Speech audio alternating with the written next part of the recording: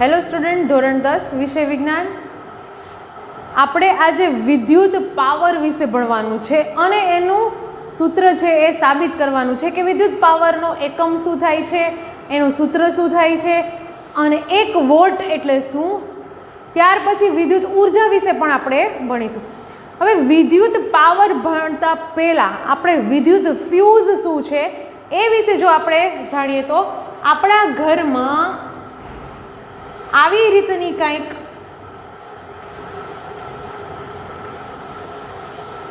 Fuse જેવી રચના બનેલી હોય છે, બરાબર. હવે આ જે કહેવામાં આવે છે વિદ્યુત ફ્યુઝ, એની બનાવટ કેવી હોય છે, એનું કાર્ય કેવું હોય છે અને તેનો ઉપયોગ ક્યાં ક્યાં થાય છે એ આપણે સમજીએ તો ફ્યુઝ છે એ ખૂબ ઓછા અવરોધવાળો અને યોગ્ય નીચું ગલનબિંદુ ધરાવતો હોય છે. ઇટ મીન્સ વધુ પડતા ભારે પ્રવાહની સામે આપણને શું આપે છે? રક્ષણ આપે છે. આપણે જે પ્રવાહ જે આપણા ઘરમાં આવે છે એમાં ક્યારેક ઓવરલોડ પ્રવાહ હોય તો એને એકાંતરે સરખો કરી અને આપણને આ ફ્યુઝ છે એ આપણા વિદ્યુત ઉપકરણોને બચાવે છે. જો ઓવરલોડિંગ થાય તો ઇલેક્ટ્રિક ઉપકરણ બધા બગડી જાય, બરાબર. તો એની સામે રક્ષણ આપે છે.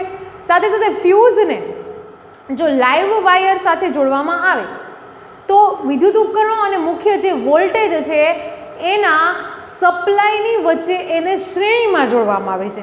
એટલે શ્રેણીમાં જોડવામાં આવે તો શું થાય? ફ્યુઝ છે એ એક સુરક્ષાનું સાધન બની જાય છે. જે શ્રેણીમાં હોય તો એ ફ્યુઝ ઉડી જાય અને અંદર આવતો પ્રવાહ શું થઈ જાય? બંધ થઈ જાય, ડેમેજ થતું રોકાય.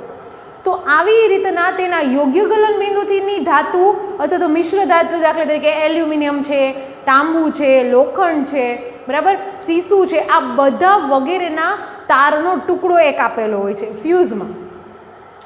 જો કોઈ ચોક્કસ મૂલ્યના પ્રવાહ કરતાં મોટો પ્રવાહ પરિપથમાં વહે તો ફ્યુઝનું તારનું તાપમાન કેવું થઈ જાય? વધી જાય. અને જો તે પીગળી જાય, વધે તાપમાન એટલે શું થઈ જાય? પીગળી જાય. તો પરિપથ છે એ શું કરે છે? ખુલ્લો રહી જાય છે. અને જેવો ખુલ્લો રહી જાય એટલે આગળ આવતો વિદ્યુત પ્રવાહ આપણા ઘરના વિદ્યુત ઇલેક્ટ્રિકલ મશીનમાં જાય નહીં. આવી રીતના શું થાય? નુકસાન થતું અટકે. આવી રીતના ફ્યુઝ શેના માટે ઉપયોગી છે? તો કે વિદ્યુત ઉપકરણોને સ્વતંત્ર રીતે રક્ષણ આપવા માટે ફ્યુઝ છે એ ખૂબ જ ઉપયોગી છે. હવે ફ્યુઝ કેવા કેવા આવે છે? ઘર વપરાશમાં કેવા ફ્યુઝ હોય છે, કોઈ બહાર કારખાનામાં કેવા ફ્યુઝ હોય છે, તો એના રેટિંગ કેવા હોય? અલગ અલગ હોય.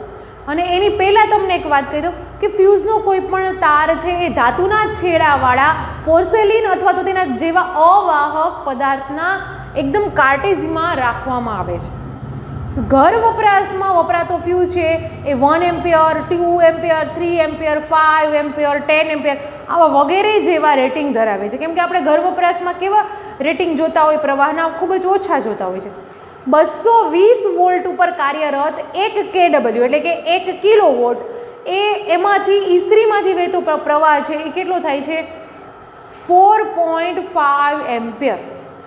આ કિસ્સામાં 5 એમ્પિયર રેટિંગવાળો ફ્યુઝ વાપરવો જોઈએ તો ઇસ્ત્રી ચાલે, બાકી ચાલશે નહીં, બરાબર. એટલે વિદ્યુત ફ્યુઝ વિશે આપણે ભણી ગયા. હવે આપણો મેઇન જે ટોપિક છે એ છે વિદ્યુત પાવર એટલે કે ઇલેક્ટ્રિક પાવર, બરાબર. હવે વિદ્યુત પાવર એટલે શું? તો પાવર એટલે આપણને ખબર છે કાર્ય કરવાનો સમય દર, એટલે એને કહેવામાં આવે છે પાવર. જ્યારે કોઈ કાર્ય થાય છે ત્યારે તેટલા જ મૂલ્યની વિદ્યુત ઉર્જા વપરાય છે. જો કાર્ય થાય તો વિદ્યુત ઉર્જા વપરાય, બાકી વપરાય નહીં. તો જે વિદ્યુત ઉર્જા વપરાય છે એને શું કહેવામાં આવે છે? વિદ્યુત પાવર કહેવામાં આવે છે. કાર્ય કરવાનો સમય દર એટલે કે પાવર. તો વિદ્યુત પાવર એટલે એ કાર્ય કરવાના સમય દરમાં જે વિદ્યુત ઉર્જા વપરાય છે એને કહેવામાં આવે છે વિદ્યુત પાવર, બરાબર. એમાં આપણે ટી સમયમાં એટલે કે સમયગાળો હું ટી લઉં, કાર્ય કેટલું થઈ ગયું? તો કે દાખલા તરીકે W વર્ક, W જેટલું કાર્ય થઈ ગયું તો એમાં વિદ્યુત પાવરનું સૂત્ર હું કહી શકું P = W ના છેદમાં T એટલે કે કાર્યના છેદમાં સમય. તો આ વ્યાખ્યા પણ આના ઉપરથી એમ બની શકે કે કાર્ય કરવાનો સમયનો દર એટલે કે વિદ્યુત પાવર. ઓકે, હવે આ પ્રવાહના પ્રાપ્તિ સ્થાનમાં જે ટી સમયમાં વપરાતી વિદ્યુત ઉર્જા છે એને પણ આપણે લખવું પડશે, કેમ કે આ વિદ્યુત પાવર છે તો વિદ્યુત ઉર્જા ઓલરેડી એમાં વપરાશે. ઓકે, તો એ વિદ્યુત ઉર્જાનું આપણે સૂત્ર મેળવીએ. દાખલા તરીકે આપણી પાસે એક સૂત્ર છે W=VQ, કાર્ય બરાબર વોલ્ટ વિદ્યુત સ્થિતિમાનનો તફાવત ગુણ્યા વિદ્યુત ભાર. બરાબર, વિદ્યુત ભાર, આ Q શું છે? વિદ્યુત ભાર છે. આપણે શું મેળવીએ છીએ? વિદ્યુત પાવરનું એવું સૂત્ર મેળવીએ છીએ જેમાં વિદ્યુત ઉર્જા ઇન્ક્લુડેડ હોય. ઓકે, તો આ આપણું સૂત્ર થઈ ગયું W=VQ. ઓકે, હવે મને ખબર છે કે P=W/T થાય છે. એમાં મારે W છે એના બરાબર VQ થાય છે, તો હું આ W બરાબર કેટલા મૂકી દઉં? VQ. તો પાવરનું સૂત્ર આપણને મળી ગયું P=VQ/T. ઓકે, મેં આમાં કાંઈ નથી કર્યું. W બરાબર જે VQ છે એની કિંમત મેં આ સૂત્રમાં મૂકી દીધી, એટલે P=VQ/T. પરંતુ મને ખબર છે કે I શું થાય છે? I વિદ્યુત ભારનું સૂત્ર Q/T થાય છે. વિદ્યુત ભારના છેદમાં સમય. આપણે ગયા લેક્ચરમાં આ સૂત્ર આપણે સાબિત કરી દીધું છે. બરાબર, તો આખું આ Q/T છે એની જગ્યાએ હું શું લખું? I લખું તો થશે P=VI, કેમ કે Q/T ની જગ્યાએ મેં આખું લઈ લીધું. કોનું સૂત્ર? વિદ્યુત પ્રવાહનું સૂત્ર. તો આપણને પાવર બરાબર મળી ગયું. પહેલું સૂત્ર, પાવરના ટોટલ 3 સૂત્ર મળશે. એમાંનું એક સૂત્ર P=VI. એ જે 3 સૂત્ર છે એને તમે કોઈ પણ રીતે જેવો દાખલો પૂછાણો એમાં જે તમને આપેલું છે એ મુજબ તમે આ સૂત્ર લખી શકો. જો તમારા દાખલામાં વિદ્યુત સ્થિતિમાનનો તફાવત અને એમ્પિયર એટલે કે પ્રવાહ તમને આપેલો છે અને પાવર શોધવાનું કીધું છે તો તમે આ સૂત્ર લખશો. હજી એક આપણે પાવરનું સૂત્ર મેળવીએ તો તમને ખબર છે ઓમના નિયમ મુજબ, ઓમનો નિયમ શું કહે છે? ઓમનો નિયમ કહે છે R=V/I. બરાબર, R=V/I. તો એમાં મારે V ને જો સૂત્રનો કરતા બનાવવો હોય તો થશે I/R. બરાબર, IR. તો એમાં જે આ V છે એની જગ્યાએ હું IR લખું તો થઈ જાય. તો આ સૂત્ર આપણે લખીએ P બરાબર V ની જગ્યાએ લખું IR, તો IR અને એક ઓલરેડી I છે જ, તો I ગુણ્યા I એટલે થશે I²R. બરાબર, તો P નું બીજું સૂત્ર આપણને મળી ગયું. પહેલું હતું VI અને બીજું મળી ગયું I²R. હવે તમે જોઈ શકો છો I²R એમાં વિદ્યુત સ્થિતિમાનનો તફાવત ક્યાંય છે ને? તો તમને એવો દાખલો પૂછવામાં આવે જ્યાં વિદ્યુત સ્થિતિમાનનો તફાવત નથી પરંતુ અવરોધ અને પ્રવાહ આપેલો છે, તો તમે આ સૂત્રની મદદથી પાવર શોધી શકો છો. બરાબર, આ થઈ ગયું I²R. એ તમારું શું થઈ ગયું? પાવરનું બીજું સૂત્ર. હવે હજી એક સૂત્ર આપણે મેળવીએ, ઓમના નિયમ મુજબ જ મેળવીએ કે I=V/R થાય છે. બરાબર, તો આમાં હું એની જગ્યાએ વોટ બરાબર એટલે કે પહેલાં તો એનું એકમ તમને કહી દો. પાવરનો એકમ શું છે? વોટ છે. એનો SI એકમ એટલે વોટ. WA=T, વોલ્ટ નહીં, WA=T વોટ. વોલ્ટ એટલે વિદ્યુત સ્થિતિમાનનો તફાવત. વોલ્ટ, આને વોલ્ટ કહેવાય અને આ કહેવાય WA=T વોટ, એટલે પાવરનો એકમ થાય વોટ. ઓકે, આ સૂત્રની મદદથી હું એવું કહી શકું કે 1 વોટ બરાબર 1 W બરાબર 1 વોલ્ટ ગુણ્યા 1 R. R એટલે કે અવરોધ, એટલે અવરોધ ગુણ્યા વિદ્યુત સ્થિતિમાનનો તફાવત બરાબર થશે પાવર. બરાબર, તો આના ઉપરથી હું આખી એક વ્યાખ્યા કહી શકું 1 વોટની, કે 1 વોલ્ટનો જો વિદ્યુત સ્થિતિમાનનો તફાવત મારી પાસે હોય અને એમાં 1 ઓહ્મ જેટલો અવરોધ લાગતો હોય ત્યારે 1 વોટ પાવર એમાં પ્રોડ્યુસ થાય છે એવું હું કહી શકું. બરાબર, તો આવી રીતના મળી ગયું આપણને પાવર. રેડી, હવે આના ઉપરથી મારે મેળવવી છે વિદ્યુત ઉર્જા. વિદ્યુત ઉર્જા એટલે વિદ્યુત પરિપથમાંથી મળતી કુલ ઉર્જા એટલે કે એને કહેવામાં આવે વિદ્યુત ઉર્જા. ખર્ચાતી કુલ ઉર્જા છે એ કોઈ ઉપકરણના પાવર પર જ અસર કરે એવું નથી. જે સમયગાળા દરમિયાન પાવર છે એ લાગુ પડતા કાર્ય કરે ત્યારે એ સમયગાળા ઉપર એ આધાર રાખે છે. વિદ્યુત ઉર્જા કોઈ બીજા સમયગાળા ઉપર આધાર રાખતી નથી. જો ટી સેકન્ડ દરમિયાન પાવર પી જેટલું ખર્ચાતો હોય પાવર, તો કાર્ય કેટલું થાય? તો કે 1 જૂલ જેટલું કાર્ય થાય, કેમ કે ઉર્જાનો એકમ જૂલ. બરાબર. તો આના ઉપરથી હું કહી શકું કે W બરાબર પી ગુણ્યા ટી, એટલે કે પી ઇન્ટુ ટી, તો પાવર ગુણ્યા સમય, અને W એટલે કે કાર્ય. કાર્યનો એકમ પણ શું છે? જૂલ જ છે. અને વિદ્યુત ઉર્જા એ પણ એક શું થઈ ગયું? એનો એકમ પણ શું થઈ ગયો? જૂલ જ થઈ ગયો. વોટ એ બહુ ખૂબ જ નાનો એકમ છે. આપણે એમ કહીએ ને 1 વોટ, 2 વોટ, 3 વોટ, વોલ્ટ નહીં, વોટ એ ખૂબ જ નાનો એકમ છે. તેથી એ વ્યવહારમાં કિલો વોટ તરીકે જ વપરાય. આપણે કોઈ પણ વસ્તુનું રેટિંગ માપવું હોય ને તો વોટ કરતાં અત્યારે કિલો વોટ, એટલે કે 10 કિલો એટલે કે એટલે 10⁻³ ઘાત, બરાબર, કિલો વોટ તરીકે વપરાય છે. આવી રીતના વિદ્યુત ઉર્જા છે એ પાવર અને સમયના ગુણાકાર જેટલા હોવાથી તેનો એકમ થશે WH. વિદ્યુત ઉર્જાનો એકમ W અને H એટલે કે કાર્ય વોટ અવર, અવર એટલે કલાક, બરાબર. તો આવી રીતના આપણે 2 એકમ જોઈ ગયા. પાવરનો એકમ આપણે શું જોઈ ગયા? પાવરનો એકમ વોટ W, અને વિદ્યુત ઉર્જાનો એકમ થશે વોટ અવર, કેમ કે એમાં સમયગાળો પણ આવી ગયો. સમયગાળા માટે આપણે લખી લીધું અવર, બરાબર.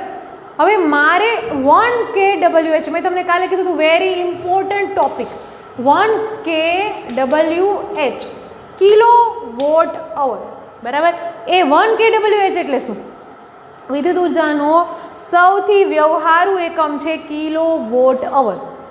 તો આને મારે જો યુનિટ તરીકે ઓળખવું હોય તો પણ હું કહી શકું 1 kWh બરાબર 1 યુનિટ થાય.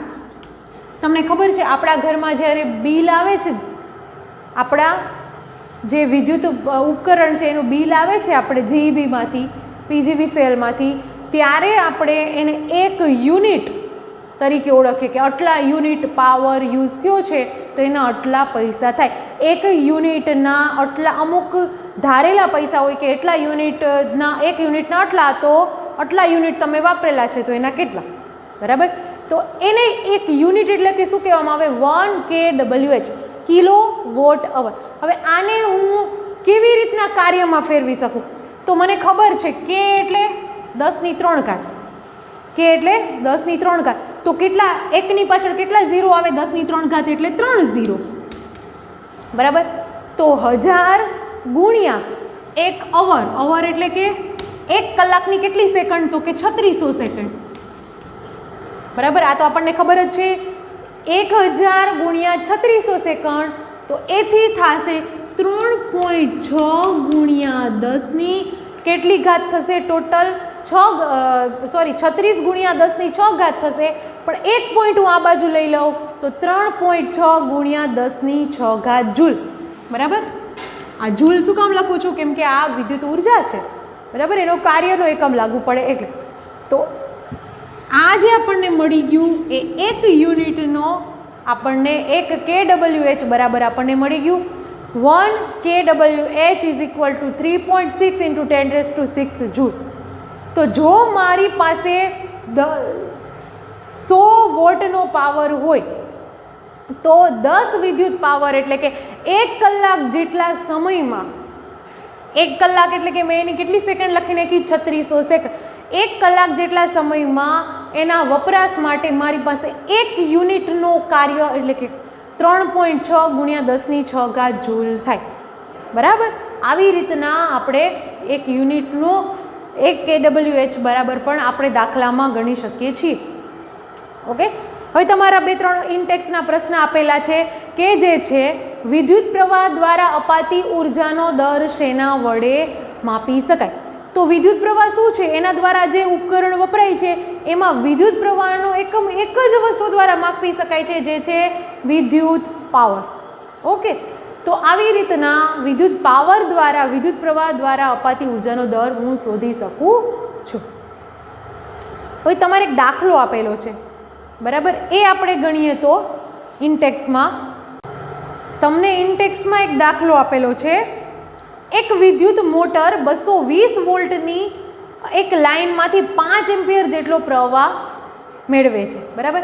તો I ઇઝ ઇક્વલ ટુ શું થઈ ગયું? 5 એમ્પિયર, અને વોલ્ટેજ તમારા થઈ ગયા 220 વોલ્ટ. ઓકે, તો એમાં આગળ છે કે તો મોટરનો પાવર અને 2 કલાકમાં એટલે કે 2 અવરમાં વપરાતી ઉર્જા મેળવો. પહેલાં તો 2 કલાકને આપણે સેકન્ડમાં ફેરવવું પડશે, બરાબર. તો T બરાબર 2 અવર, તો 2 ગુણ્યા 3600 સેકન્ડ, બરાબર. 60 ગુણ્યા T બરાબર 2 કલાક, એટલે 2 કલાકને મારે 3600 વડે ગુણવા પડે, કેમ કે મારે શેમાં ફેરવવું છે? સેકન્ડમાં, બરાબર. તો 2 ગુણ્યા 3600 એટલે થાય 7200 સેકન્ડ. ઓકે, એટલે 7200 સેકન્ડ થઈ ગયા. પછી આપણે શોધવાનું શું કીધું છે? પાવર અને વિદ્યુત ઉર્જા. તો પાવરના મારી પાસે 2 સૂત્ર છે, એક તો P બરાબર VI અને એક તો P બરાબર I²R. હવે આમાંથી જે મારી પાસે છે એ હું મૂકીશ. ઓકે, તો પહેલાં તો આ R તો મૂકાશે નહીં, R વાળું સૂત્ર તો શું કામ એને? કેમ કે R મારી પાસે છે નહીં, V અને I મારી પાસે છે, તો હું એ સૂત્ર મૂકી દઈશ, બરાબર. તો P નું આપણે આ સૂત્ર મૂકીશું, P બરાબર V ઇન્ટુ I. V કેટલા છે? તો કે 220 વોલ્ટેજ અને I છે 5 એમ્પિયર. તો 220 ગુણ્યા 5 એટલે કે કેટલા થાય? 1100, અને એનો એકમ આવશે વોટ, બરાબર. તો આપણને જો 5 એમ્પિયરનો પ્રવાહ આપણા કોઈ પણ પરિપથમાં વહેતો હોય અને એમાં જો 220 વોલ્ટેજ હોય તો આપણી પાસે પાવર કેટલો થશે? 1100 વોટનો પાવર થશે, બરાબર. હવે એને રિલેટેડ મારે વિદ્યુત ઉર્જા શોધવી છે, તો વિદ્યુત ઉર્જાનું સૂત્ર આપણને ખબર છે, W બરાબર P ગુણ્યા T. તો P એટલે કે આપણને મળી ગયા છે 1100 અને T એટલે આપણને સમય આપેલો છે 7200, બરાબર. એટલે 7200. હવે આ વસ્તુ બેયનો ગુણાકાર કરવો એટલે પાછળ 0000 એવું આવે, એટલે એને શું કહી દઈશું આપણે? 10ની ઘાત કરી દઈશું. એટલે ફર્સ્ટ ઓફ ઓલ તો આનો પહેલો આન્સર આવશે 792 અને પાછળ કેટલા 0? તો કે 40. ઓકે, હવે આને મારે 10ની ઘાતમાં કન્વર્ટ કરવું પડે, તો હું કેવી રીતના કરીશ? તો કે અહીંયા પોઈન્ટ જો હું લઈ લઉં 7.9, તો ઘાત થશે 1 2 3 4 અને 5 અને 6, તો 10ની કેટલી ઘાત? 6 ઘાત, અને એકમ લાગશે જૂલ. તો મને વિદ્યુત ઉર્જા મળી ગઈ 7.9 અથવા તો 7.92 ગુણ્યા 10ની 6 ઘાત જૂલ. રેડી? તો આવી રીતના આપણને વિદ્યુત ઉર્જા પણ મળે છે. હવે મારે જો એમાં વિદ્યુત ઉર્જા આ મને શું મળી ગયું? કાર્ય મળી ગયું, વિદ્યુત ઉર્જા, બરાબર. હવે આના ઉપરથી હું વિદ્યુત ઉર્જા પણ મેળવી શકું છું, જે છે W બરાબર P ગુણ્યા T. જો મારે અવરમાં શોધવી હોય તો પણ એનો આન્સર સેમ ટુ સેમ આવશે. રેડી? તો આવી રીતના આપણે વિદ્યુત ઉર્જા અને વિદ્યુત પાવર વિશે ભણી ગયા. આ ચેપ્ટરના સ્વાધ્યાયના દાખલા જે આપેલા છે એમાં જે આપણે દાખલા ગણાવેલા છે એ મુજબ જ આપેલા છે, એટલે પોઈન્ટમાં જવાબ કેમ લેવો, ગુણાકાર ભાગાકાર કેમ કરવા, એની થોડી તમે લોકો ઘરે પ્રેક્ટિસ રાખજો, બરાબર. આજે હું તમને સ્વાધ્યાય હોમવર્કમાં PDF-માં મોકલીશ, અને આ સાથે આપણું આજનું જે 12મું ચેપ્ટર છે વિદ્યુત એ થાય છે પૂરું. Okay, thank you.